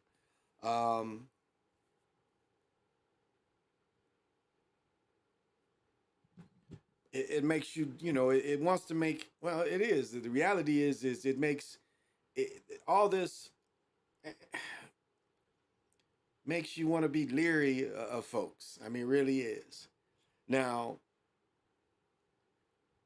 the self-hate has been going on since the 80s to destroy each other. That's divide and conquer. You shooting at a dude. It didn't appear like they robbed him. So why are they shooting at him? It's something else there. I mean, 2 weeks, 3 weeks ago, maybe early June, one of my distant cousins got killed, shot in the head at 19. And the sad thing about him is his best friend had got killed the same way when they was together. So you would think of, you was together with a dude and he gets killed, you would think you would change your behavior. Now, maybe you can't afford to change your environment, but you can change your behavior. Now, again, I didn't really know the young man. Saw him as a boy a few times. Maybe I've never. Now I think about it, I probably never saw him. Yeah, well, no, he was the oldest, so yes, I saw him as a little boy. Yeah, she had him because she had him at 14, 15. Yeah, she had him at 14, 15. So yeah, I guess I did meet him, but it just makes you. I mean, what is it? What do young people do to for this to happen to them? That's the other thing. And the other, the thing is, again, most people should be armed. Sadly, just standing there pumping gas, you are, you can be vulnerable. You still have to pay attention. And a lot of times, if you can return fire, which is good, a lot of times, if you don't look like a victim. Like, I saw a dude follow me the other day. I opened my little bag up. He followed me. I just zipped my bag. I opened my bag. I carry a little shoulder bag. And I zipped that bag open. And I'm like, okay, you follow me too close. Let's see. And that's just kind of how you have to kind of have your head on a swivel sometimes. And it's sad. Because when I'm around Europeans, I don't really get that feeling. When I get around young brothers, I get that feeling. Mexicans too, and some Hmong, because we have Hmong in this area is big gangs, but it seems like young men, for some reason, they think that you don't pay attention. And I always pay attention, and I'm always like, Rambo? I'm always like Rambo, and most men that have training should be like Rambo. You should show people what time it is. But again, it's the lifestyle. My lifestyle is not where I'm in danger like that, where I can go freely shopping. And it's funny, some places in America you live, you ain't got to worry about this kind of thing. Now, I've talked about before in my area, it's been some murders. One dude was an ex-vet and was on the reservation. He was ex-vet, went into somebody else's house and killed the grandfather. No reason. He just was a vet, disorientated, saw a dude and killed him. There's been a couple people on the reservation selling weed, and person got killed who was selling weed on the reservation. The other story in Prior Lake, the last murder in Prior Lake, well, actually, it was in Savage. It wasn't even in Prior Lake. It was in Savage, where you had a boy thought that he could rob a dude off a pound of weed. His plan was to sit in the car, dash out with the pound of weed, and run into the car and take off. That was his plan. And the guy whose weed it was, the weed was fronted to him, I imagine he was going to make a little money. He shot the dude. The dude opened the door, tried to run out the car, and he point blank shot him in the head. They kind of kicked him out the car because they shot him before he got out. And the guy was still alive when the police came up to him. He's able to tell the police who shot him. And then he died right there. He's like, before all that came in. So, Beat Buzz is what is happening. Enough for this late night. You definitely got to have vision. So just be self-aware. That's all. And if you live in a nice area,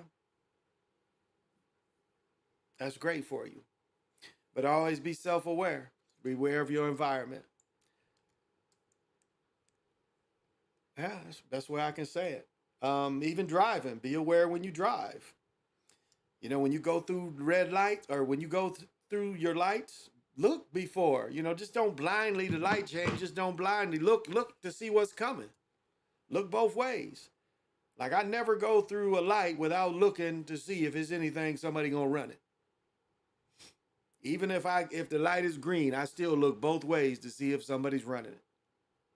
Because a lot of times the key is look out for the other man. So, but driving is, again, the energy of driving ain't gonna let a lot of people get killed driving because too many people do it. And the beast that feeds off the roads, the roads that likes you to travel over the roads, it doesn't care if it's electric, it doesn't care if it's gas, it just wants the motion over the roads. So, but because these are machines and humans will malfunction with the machine might malfunction and your operation of the machine might malfunction and cause you an accident. Here we had a pilot driving $1 million plane. It's a really bad time. In his judgment was still trying to make something happen to land the plane, because if he had to fly them people back, he probably wasn't going to get paid. That was probably his thinking, is if I turn this plane around, I ain't going to get paid. So I'm going to try to land this motherfucker. It was going to cost him money. So he risked their lives instead of taking them back. Say, well, you know, you took an L for this. Or his business took an L or whatever. So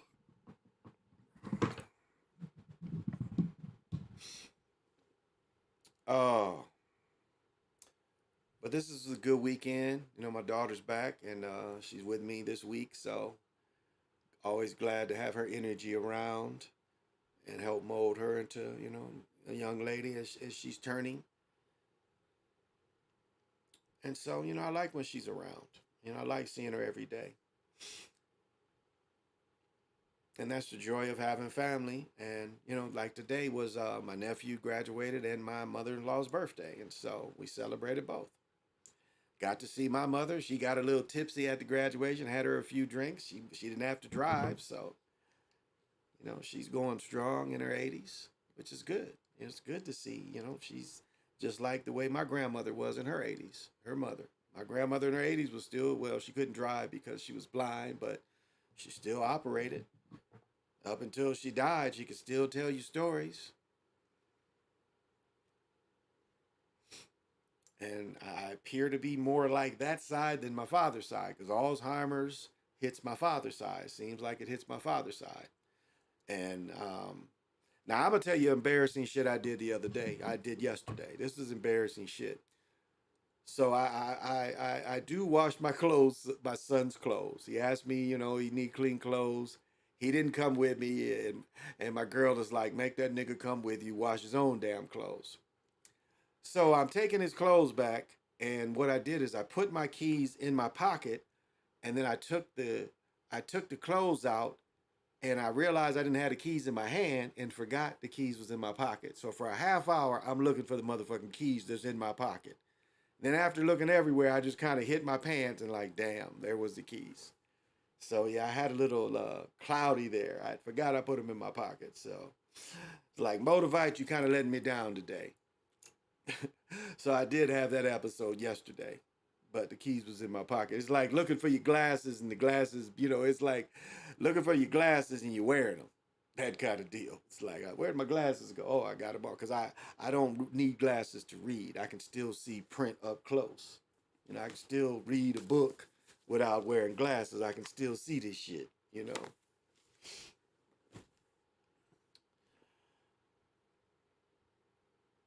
But I just want to come on here for a minute because I'm going to have to go to bed in a minute. I got a busy, well, not really a busy day. You know, I'm retired, so every day is my own time. But I do want to work out, and I got to go see the chiropractor, get acupuncture. So I'm getting all that. So I look forward to that. Beat Buzz, thank you for joining me. And this late night, you definitely got to have. You got to have vision. To be up this late night.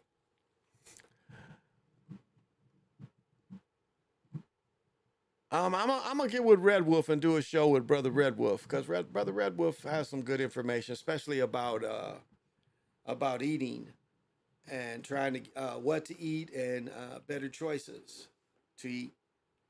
So today I really was kind of moving around, so I couldn't sit in the panel with him. But maybe I'll have him on, or maybe I'll get him to. I'll go on to his show. So he's a good brother. And it doesn't matter, you know, we don't have to agree on everything.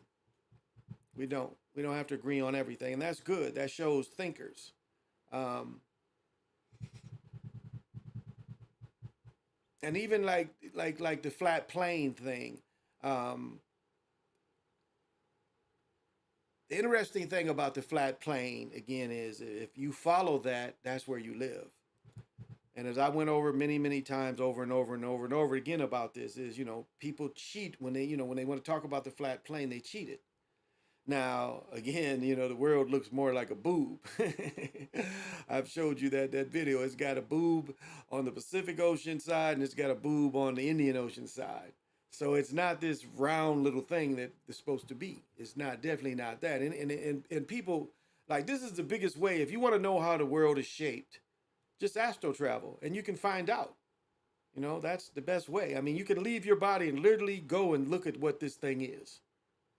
And that you ain't got to be very advanced. And to me, that you'll see what you're living on. Because it makes me see that people haven't even taken that step. They can't even leave their body to see what you live on. Again, it's fairly easy to put yourself in a meditative state and leave your body to see what you live on. I mean, I was so arrogant, I really thought I could fly and just go to Jupiter. And, you know, in reality, I would just be dust. I would be so small that I would barely be dust in Jupiter. You know, my mind couldn't even comprehend the how big it is. But here I am flying through space thinking I'm gonna go to Jupiter. No, it don't work like that. And I've said before, you can get relationships with these planets and then you can visit them. But you can leave your body to see what you live on. And that's my argument to any of y'all. You know, if you say that we live in some type of flat plane, then leave your body and say, okay, I love my body. I was able to see that it was just a flat plane long as I could fly. But that ain't what I saw. And what I consistently see, I see something else. I do see a real horizon. I do see something round.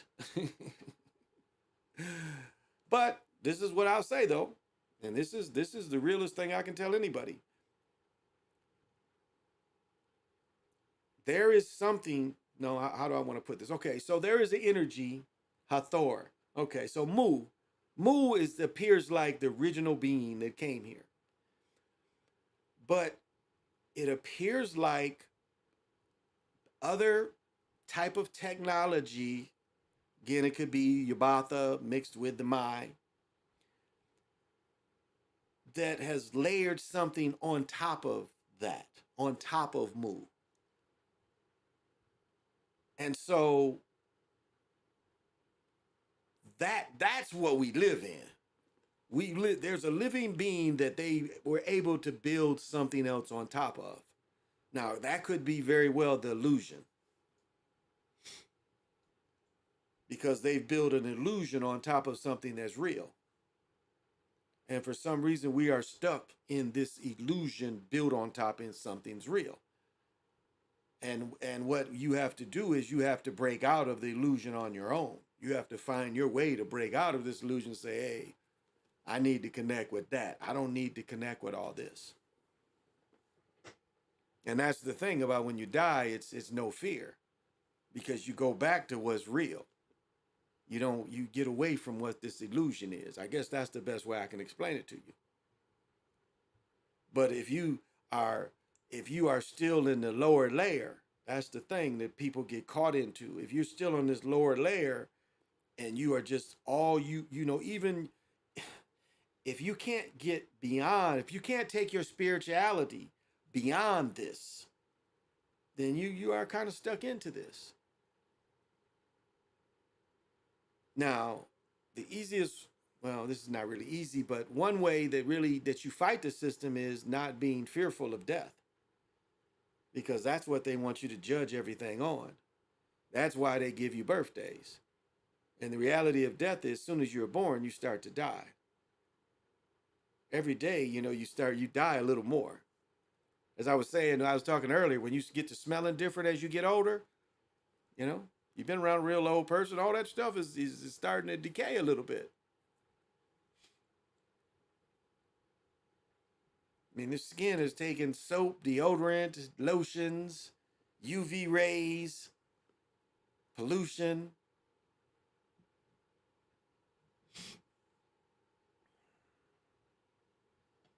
And it's like we have 1 million lakes here, and I would put my feet in the lake, but that's it. I would not put anything else. I would not put my body in any of these lakes. Not Prior Lake, not none of these lakes. Lake Minnetonka, none of them. They wanted me to go jet ski with them today. I was like, nah, that's all right. But if we jet ski again down in the Mississippi River, that's cool. That's really cool. Because it's only so many miles of the river that you really can manipulate. Just the way the locks are and stuff. But it's cool. Jet skiing is cool on the Mississippi because you can really and you are on that roaring river. But a lot of people, you know, jet ski on the lakes. But you can jet ski on the Mississippi River too. And I guess, you know, what I'm trying to get people to realize is, you know, rise above. Again, the source energy is there for everybody. And I saw, you know, some person put like, if you don't have belief, you have doubt. That's what it went. It's like you have belief and doubt. But at least if you have belief, then, you know, it's positive thought if you have belief. But it's the trick to try to put it in God. Blind belief. That's what Christianity, Islam, Judaism, it's all about blind belief. I was on a pattern with dudes, and dude was like, this is just for the believers, because he didn't want to get me going. But that's how he had to put it. You have to believe. Believe in me. Everything I say is for the best. That's the problem with belief. Dip in Lake Minnetonka. There you go. There you go. There you go. Oh, you don't want to ride jet skis in Minnetonka.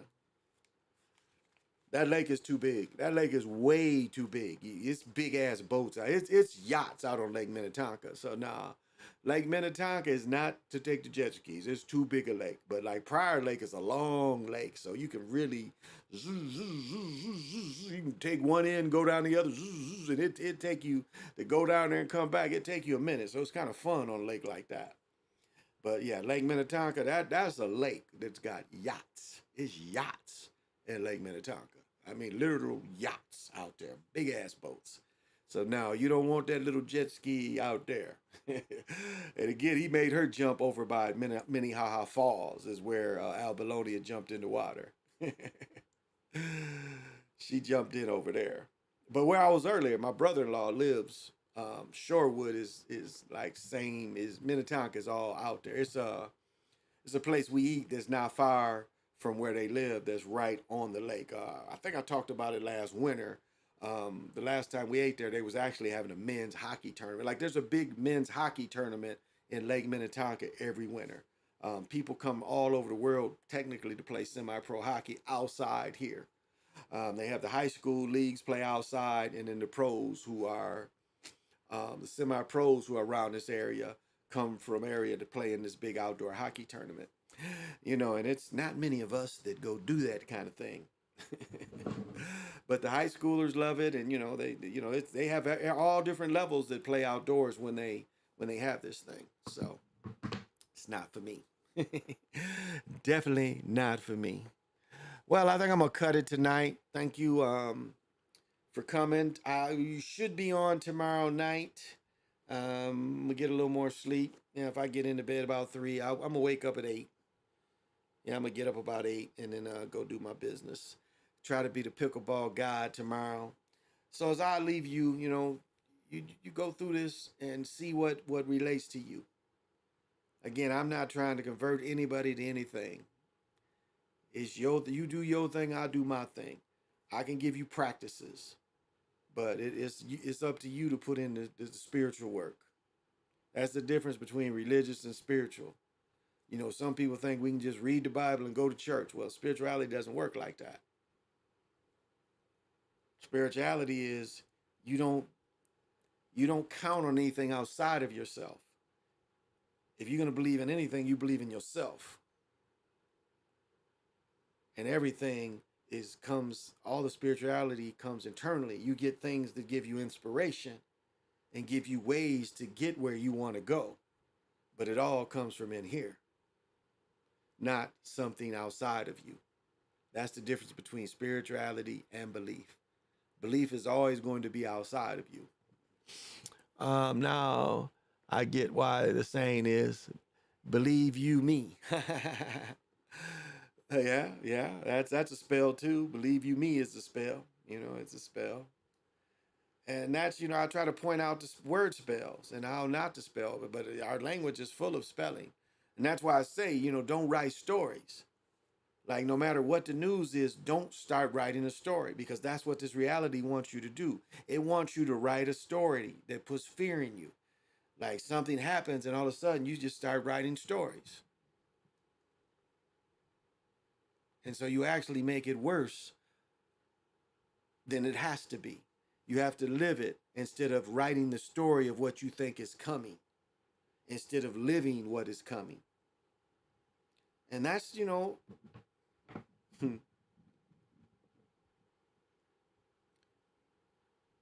and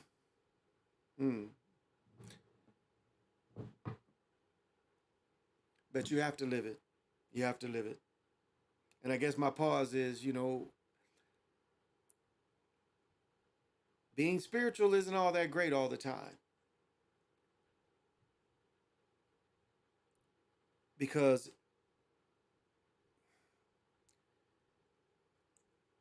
you really have to, just because you can practice magic and you have foresight, you can't let that stop you from living. You have to play it out. And I even have to remind myself of that. You have to play it out. Because it's so easy to write stories. Now, you can observe things and you can have a good gut feeling on how things are going to turn out. But the gift of foresight, the gift of visions can't stop you from living. Because that's what happens a lot of times.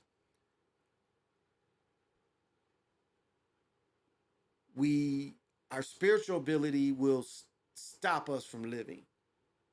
And some people's spiritual ability, they get so much information that they don't know how to turn the fear off. And so they let fear come in with the magic. So it breaks your magic down because all of a sudden fear is right there. And this thing loves fear. They want to put you in an electric chair, you know. They want you to be scared about being in that electric chair. But a person that, okay, whatever you did, and this is your moment there, that doesn't fear death, that you just sit there and take it. Now, again, you know, they're frying some kind of psychopath. I understand that. But not to beg, to take it on the chin when it's time. But for true spiritual people, you know, don't let the fear come in, and don't let your ability stop you from living. Because that's what I see in a lot of people that claim to have some kind of spiritual ability. It stops them from living. And like, what's funny is all these retrogrades, again, we're coming off full moon energy, all these kind of things, people saying they feeling this stuff, you know, but it's like, again, what are you really feeling?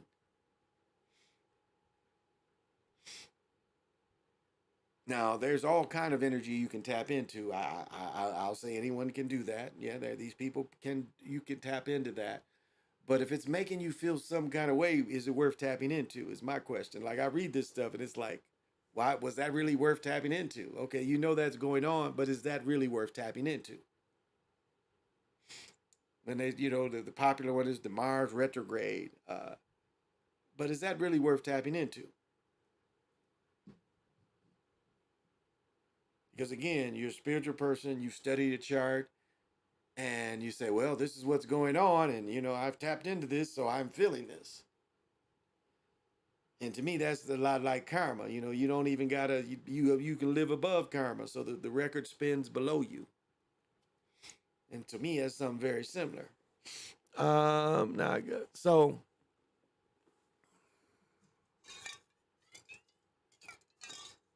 be aware of that. Be aware of that. Don't let your ability stop you from living. And as I said before, you know, it's people that eat bad their whole life, smoke cigarettes, drink their whole life, live to be 90, 100 years old. And that could be a reality breakdown. Because how is it possible that with all the bad food that people are exposed to, all the chemicals in the cigarettes, how do people just beat it? Don't get nothing, just die because they old. To me, that's a reality breakdown. Because all the harms of the cigarettes, all the harm of the food, all the harm of the alcohol, and yet some people, none of that seems to affect them. Guys smoke 70 years, never get emphysema, never get lung cancer. But maybe one of their children got it from secondhand smoke. So to me, that's a part of a reality breakdown, because everything you're telling me, that shouldn't exist. But yet we see it. We see it. As I've said, look up the vet that died a few years ago lived to be 112. I think he ended up being 114.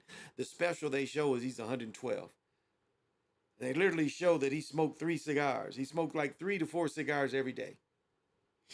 Probably since World War II. Yet, here's this man. He was 112, married to a 70-year-old woman. Now, my girl is 51.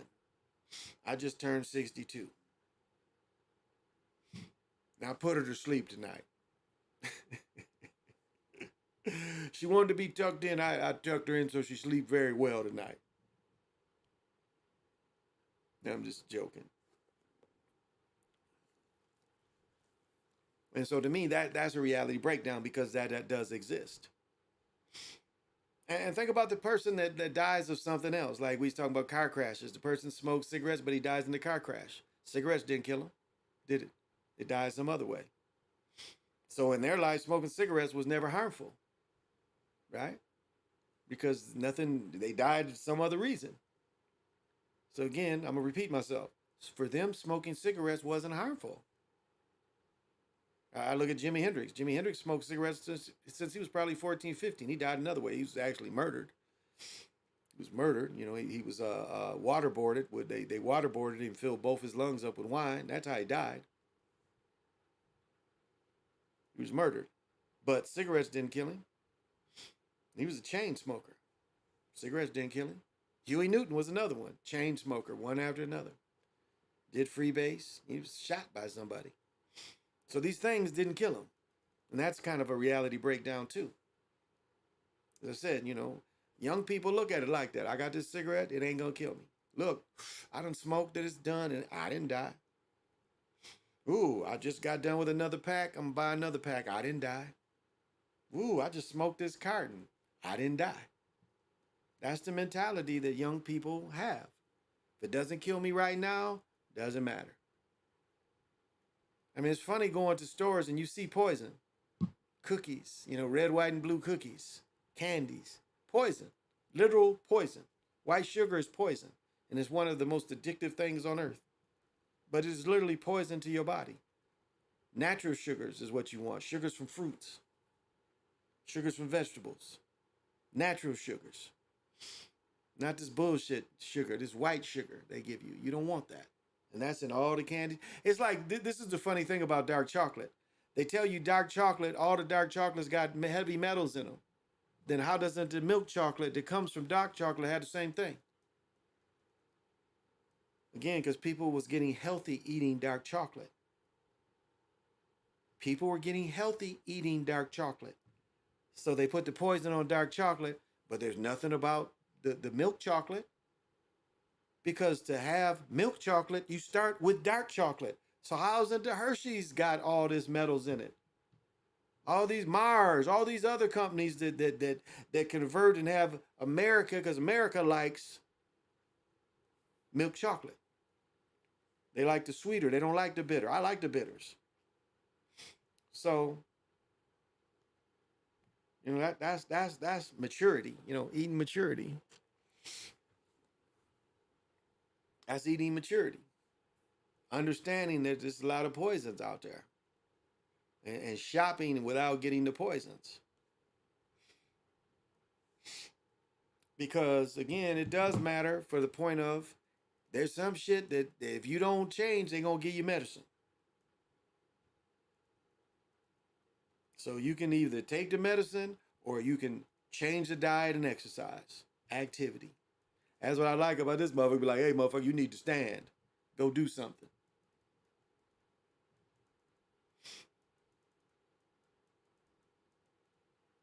And again, active athletes, you know, you ain't busting your ass every day. Some days, you know, it's days where, you know, I get 11 to 1,700, 2,000, 20,000 steps from playing pickleball. Get an hour and a half of activity, get my heart way up there. I do that 3 or 4 days a week at my age. And despite pickleball looking so slow, it is great. I mean, the decision making And that's what you want when you get older. You want to be able to make quick decisions. And sports is great for that. Even if you hoop, to just making quick decisions. That's what sports can give you. Pickleball, constant quick decisions. Pick my paddle up, put my paddle here, put my paddle there. And I'm ambidextrous and I play with both hands. So my mind is working creatively. Because I'm using both sides of my mind to use both my hands. Making decisions. And it's the same thing like when you make yourself learn how to dribble with your left hand. I remember we played a semi-pro game. It was a Saturday game. I played the previous week, dude undercut me.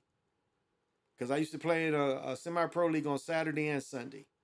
And so that Saturday game, motherfucker undercut me. I went to block a shot. I think his brother took my legs out. I had his shot. Next thing I know, I'm falling.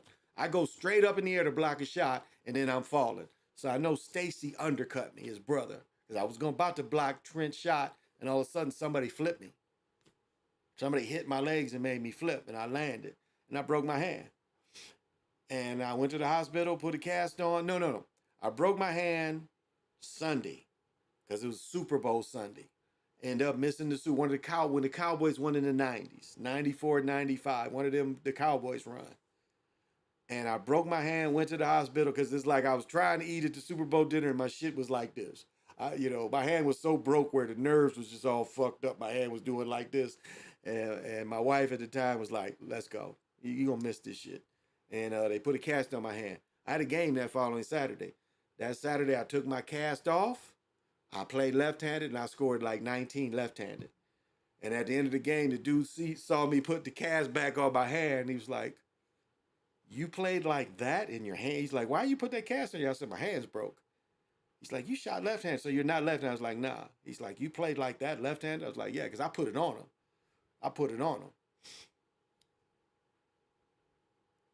So just to show you, you have to adapt. You have to adapt, and that's all. Well, good. I got close to 2 hours. That was my goal. So if anything you can use, I hope so. Tomorrow night, probably be around the same time. Same bat place. Same bat time. And I don't know. It's just so fun. I just have fun. That's all. And what did we say, Gunna? My word, can't be my equal, I don't know what you heard. Can't be my equal, I don't know what you heard. My word, can't be my equal, I don't know what you heard. You can't be my equal, I don't know what you heard. My word, can't be my equal, I don't know what you heard. You can't be my equal no matter what you heard. That's what Gunna say. So this is the Chocolate Mountain. I am your main man, Big Pontiac. Thank you for coming. Thank you for the support. Because just coming and watching and listening and the people that replay it, that is the support. And so, till we meet again, say less.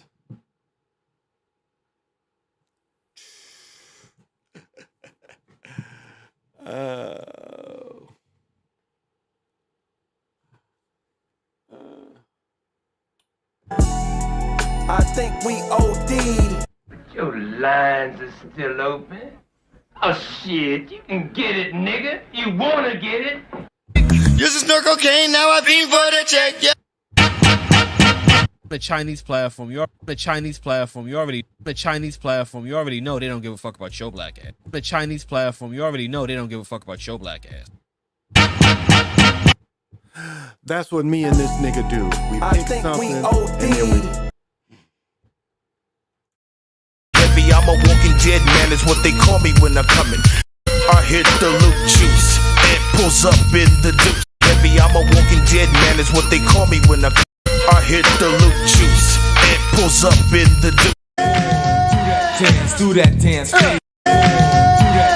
do that dance. Aye, nigga.